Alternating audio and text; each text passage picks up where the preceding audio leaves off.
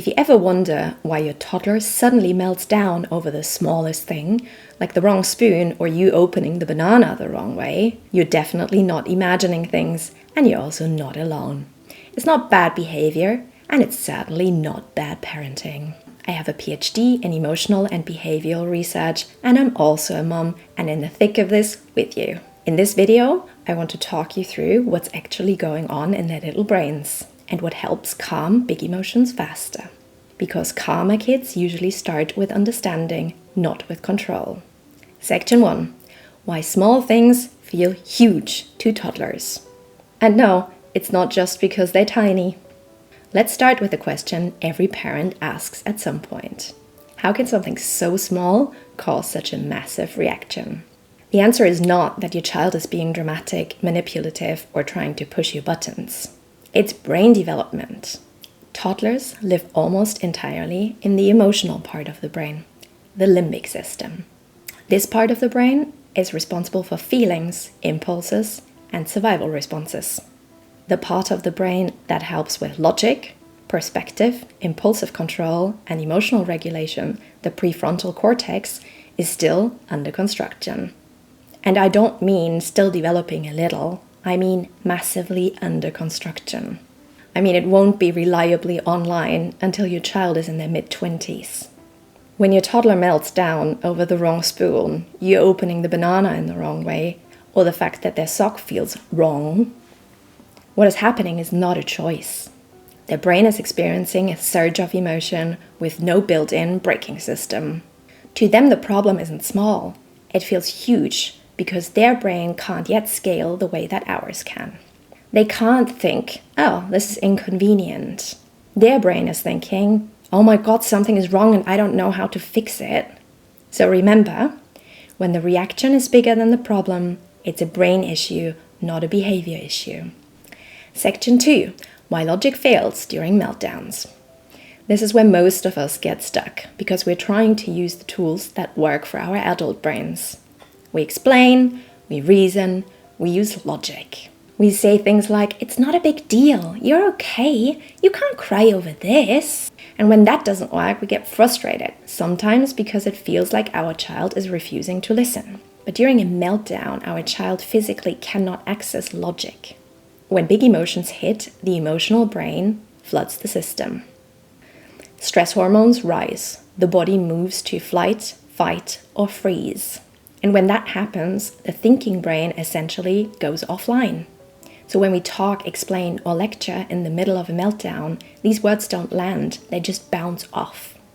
This is why toddlers seem to escalate when we try to talk them down. Their brain isn't rejecting logic, it just can't process it yet. So remember, you can't reason a child out of an emotion they haven't regulated yet. Section 3. Why what we instinctively try makes it worse. Most of us were raised to believe that big emotions need to be stopped immediately. So when the big emotions in our toddler hit, we try to fix it fast. Stop the crying, end the noise, restore order. We might raise our voice without meaning to. We might threaten consequences. We might rush to distraction or say, enough, calm down. But here's the problem. When a dysregulated child meets a dysregulated or controlling response, the brain reads danger. Even if our words are calm, if our energy is rushed, sharp, or tense, their nervous system senses it. Instead of calming down, they escalate. Not because they're being bad, because their brain feels like it needs to fight harder or be louder to be heard or feel safe. So remember, adult tools don't work on an overwhelmed toddler brain, and that's not your fault. Section 4. Why punishment backfires with big emotions. Now this is where I want to be really clear. Boundaries matter. Safety matters. You should absolutely stop unsafe behavior. But punishment during emotional overwhelm does not teach regulation. When we punish a child for having a meltdown, the lesson they learn is not how to calm themselves. The lesson is one of these. Big feelings are bad. Big emotions get me in trouble. I need to hide how I feel or scream louder to be heard. Over time, this can actually increase emotional intensity, not reduce it. Regulation is a skill, and skills are learned through modeling, repetition, and safety, not fear. So remember, punishment may stop behavior, but it doesn't teach regulation. Section 5. What actually helps calm big emotions fast? So what does help? Co-regulation. It's the process where a calm nervous system helps regulate an overwhelmed one. In other words, your child borrows your calm. That means the first step isn't fixing the problem, it's regulating the body.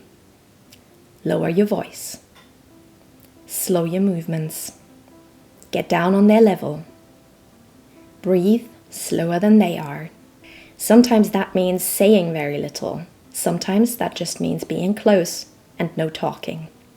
When your body communicates safety, their nervous system begins to downshift.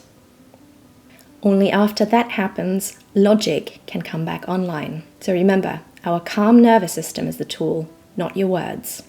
Section 6. Why transitions are a perfect storm. Let's talk about transitions, because this is where many daily meltdowns happen. Stopping something is neurologically harder than starting something, especially for young brains. When a toddler is deeply engaged in play, their brain is focused and regulated. Interrupting that abruptly can create a stress response. That's why 5 minutes more warnings can really help. That's why visual cues can help. And that's why transitions often fall apart in the end of a day when toddlers are already tired and depleted. It isn't defiance, it's brain wiring. So remember, transitions are hard because stopping is harder than starting for young brains. Section 7. What progress actually looks like. Now this is the part I want every parent to hear. You're not trying to stop meltdowns overnight. You're teaching a nervous system how to recover faster over time. Progress looks like shorter meltdowns, less intensity, quicker reconnection, more trust. And you will still have hard days, even with all the tools. It doesn't mean it's not working. It means you need to be consistent. So remember, you're teaching skills through repetition, not getting it right every time. Your toddler is having a hard time, not giving you a hard time.